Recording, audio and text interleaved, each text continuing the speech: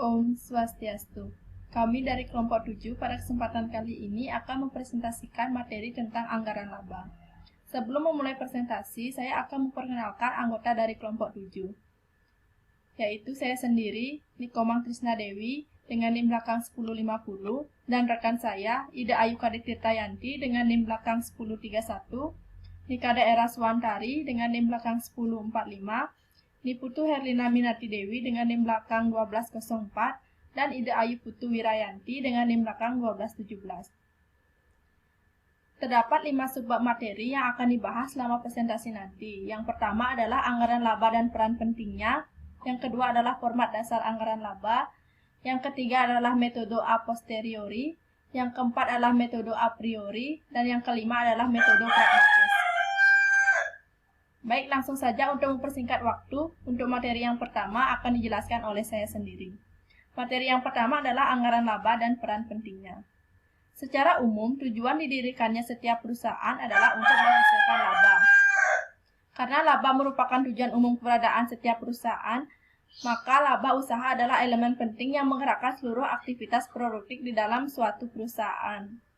Kebutuhan untuk menghasilkan laba usaha tersebut menjadi faktor penggerak utama seluruh aktivitas ekonomi yang dilakukan setiap perusahaan. Mulai dari menentukan produk yang akan dihasilkan perusahaan, mencari dan mengumpulkan sumber daya yang diperlukan, hingga menggerakkan dan mengarahkan setiap sumber daya yang dimiliki tersebut untuk mencapai tujuan umum perusahaan. Jadi, laba usahalah yang menjadi alasan keberadaan sebuah perusahaan dan seluruh kegiatannya. Dengan demikian, anggaran laba adalah jumlah laba yang ingin diperoleh perusahaan melalui berbagai aktivitas operasional yang mencakup kegiatan produksi dan juga penjualan di dalam suatu periode tertentu. Mengingat posisi sentral laba di dalam menggerakkan seluruh aktivitas ekonomi perusahaan, maka di dalam proses pembuatan rencana kerja perusahaan secara keseluruhan, perlu sekali mempertimbangkan suatu metode yang tepat di dalam menetapkan jumlah laba yang diharapkan perusahaan di dalam suatu periode tertentu. Secara umum, terdapat 3 metode yang dapat digunakan di dalam menyusun anggaran laba suatu perusahaan, yaitu yang pertama adalah metode a posteriori. Metode a posteriori ini adalah metode penyusunan anggaran laba, di mana jumlah laba ditetapkan sesudah proses perencanaan secara keseluruhan, termasuk penyusunan anggaran operasional. Yang kedua adalah metode a priori. Metode a priori ini adalah metode penyusunan anggaran laba, di mana jumlah laba ditentukan terlebih dahulu pada awal proses perencanaan secara keseluruhan.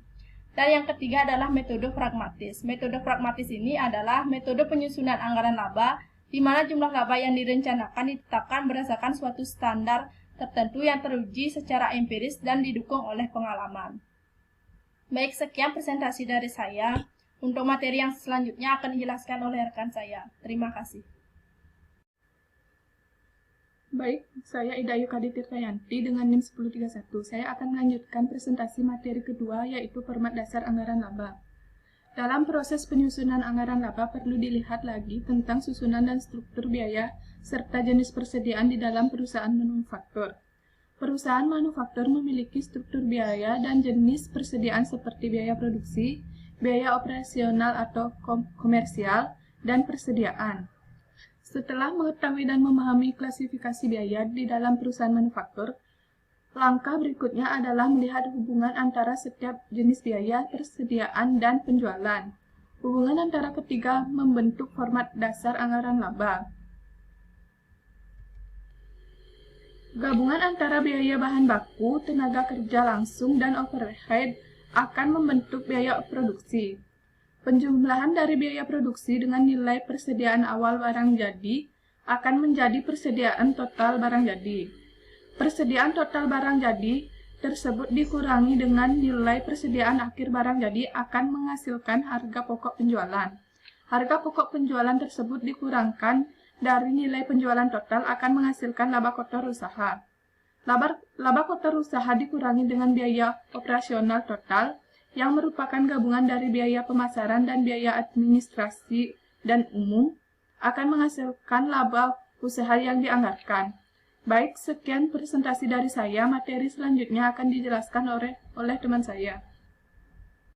Perkenalkan, nama saya Ida Ayu Putu Wirayanti dengan NIM 1817051217. Di sini saya akan melanjutkan presentasi. Saya akan menjelaskan mengenai metode a posteriori. Seperti yang telah dibahas sebelumnya, bahwa metode a posteriori adalah metode penyusunan anggaran laba, di mana jumlah laba ditetapkan sesudah proses perencanaan secara keseluruhan, termasuk penyusunan anggaran operasional. Anggaran laba merupakan bagian dari keseluruhan perencanaan itu sendiri. Laba usaha akan diketahui dengan sendirinya setelah anggaran operasional disusun perusahaan. Metode ini menggunakan anggaran penjualan sebagai titik tolak penyusunan anggaran operasional. Selanjutnya yaitu prosedur penyusunan anggaran laba metode a posteriori. Prosedur penyusunan anggaran laba metode a posteriori dapat dilihat dalam bagian berikut ini. Peraga ini menunjukkan bahwa prosedur penyusunan anggaran laba dimulai dengan menyusun anggaran penjualan, kemudian dilanjutkan dengan anggaran produksi, anggaran biaya bahan baku, anggaran biaya tenaga kerja langsung, anggaran biaya overhead, dan anggaran biaya operasional. Setelah seluruh anggaran tersebut disusun, kemudian digabungkan menurut format anggaran laba, maka akan menghasilkan anggaran laba dengan sendirinya. Artinya, perusahaan tidak menetapkan anggaran laba dari awal penyusunan anggaran, tapi anggaran laba disusun setelah seluruh anggaran operasional ditetapkan. Dan laba yang dianggarkan merupakan hasil akhir dari seluruh anggaran operasional tersebut. Sekian presentasi dari saya, dilanjutkan oleh teman saya. Perkenalkan, nama saya Niputu Herlina Minati Dewi dengan NIM belakang 1204. Di sini mengenai metode a priori. Metode priori yaitu metode penyusunan anggaran laba, di mana jumlah laba ditentukan pada tahap awal proses perencanaan atau planning secara keseluruhan. Berdasarkan jumlah laba yang telah ditentukan tersebut, perusahaan membuat anggaran komprehensif. Jumlah laba yang ditetapkan pada awal proses perencanaan akan berpengaruh secara langsung terhadap seluruh anggaran operasional. Itu berarti laba yang dianggarkan perusahaan menjadi pemanah dalam menyusun anggaran operasional perusahaan pada periode tersebut. Berarti metode ini menggunakan anggaran laba sebagai titik tolak penyusunan anggaran operasional. Selanjutnya, pada dasarnya, komponen dari anggaran laba adalah anggaran penjualan dan anggaran biaya. Maka untuk mengubah anggaran laba agar sesuai dengan laba yang ditargetkan, perusahaan memiliki beberapa pilihan dan semuanya terkait dengan kedua komponen anggaran tersebut, yaitu yang pertama, mengubah anggaran penjualan. Anggaran penjualan terdiri dari dua elemen utama, yaitu volume penjualan dan harga jual per unit produk. Untuk mengubah anggaran penjualan, maka kedua elemen tersebut dapat diubah salah satunya atau keduanya sekaligus. Yang kedua yaitu mengubah anggaran biaya. Biasanya, pada saat perusahaan menyusun anggaran biaya, mulai anggaran biaya bahan baku, anggaran biaya tenaga kerja langsung, anggaran biaya overhead, dan anggaran biaya operasional, perusahaan sudah berusaha menekan biaya seefisien mungkin. Anggaran biaya bahan baku dipengaruhi oleh dua elemen utama, yaitu kebutuhan bahan per unit produk dan harga per unit bahan baku. Dan yang ketiga yaitu mengubah anggaran penjualan dan anggaran biaya sekaligus. Perubahan jumlah volume penjualan akan berpengaruh langsung terhadap volume produksi. Jika volume produksi berubah, maka biaya produksi total akan berubah dan biaya produksi per unit juga dapat berubah. Sekian yang dapat saya sampaikan. Apabila terdapat kesalahan kata, saya mohon maaf. Baik, perkenalkan nama saya Nika Daerah Suwantari dengan NIM 1045. Baik, di sini saya akan melanjutkan presentasi materi metode pragmatis. Metode pragmatis adalah metode penyusunan anggaran laba, di mana jumlah laba yang direncanakan ditetapkan berdasarkan suatu standar tertentu yang telah teruji secara empiris dan didukung oleh pengalaman.